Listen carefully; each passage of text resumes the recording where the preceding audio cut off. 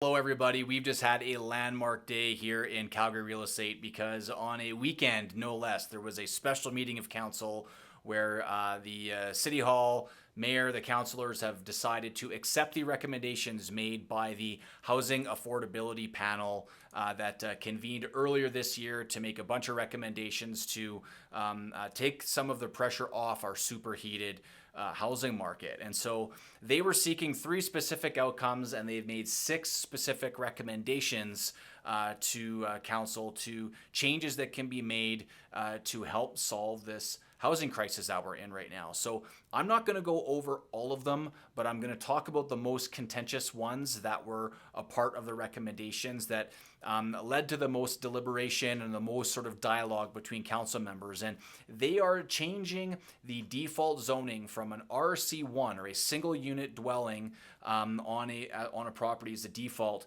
to RCG, which would allow row townhouses on any piece of land across the whole city. So this was obviously a really contentious piece of legislation that was put forth to City Council that they went over and ultimately decided to accept this. They were even pushed by the federal housing minister, Sean Fraser, who said, we're not going to give you some federal dollars if you say no to this. So I'm sure that was a factor in all of this as well. So anyways, they did accept this. They have approved this, and this will change. Now, in addition to that, the other big one is the removal of the parking requirements for development. Okay, so it used to be that if you were developing a piece of real estate inner city, you would have to have one parking stall for each dwelling unit that you would have. Well, that has now been removed, which is going to make it much easier for inner city developers to add density to inner city parcels because they won't have to juggle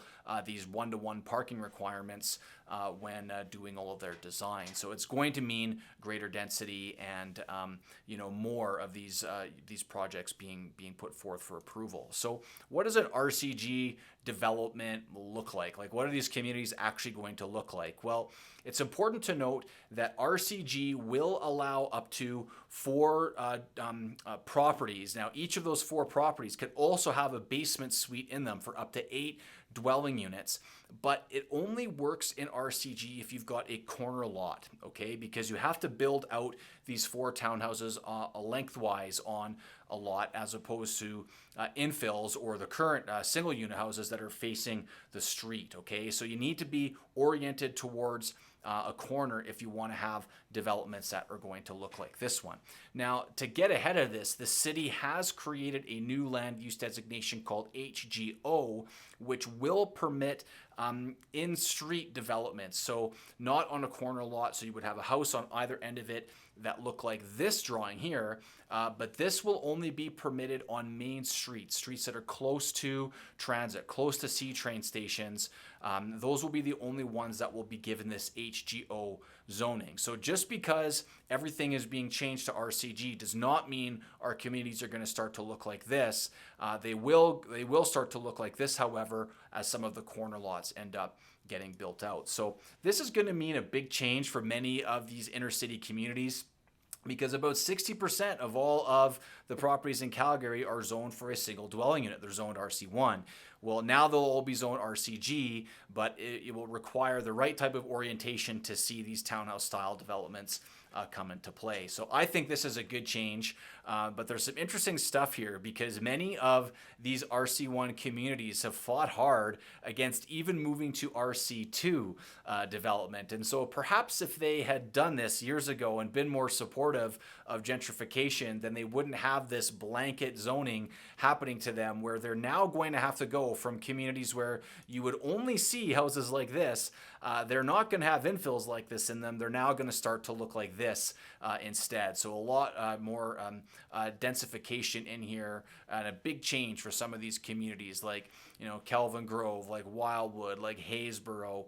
So many of these RC1 zone communities are now going to be up for some significant change. So what happens next now? Well, just because they have accepted these recommendations does not mean that the zoning is changed right away and you're going to start to see old homes being torn down, these townhouses go up.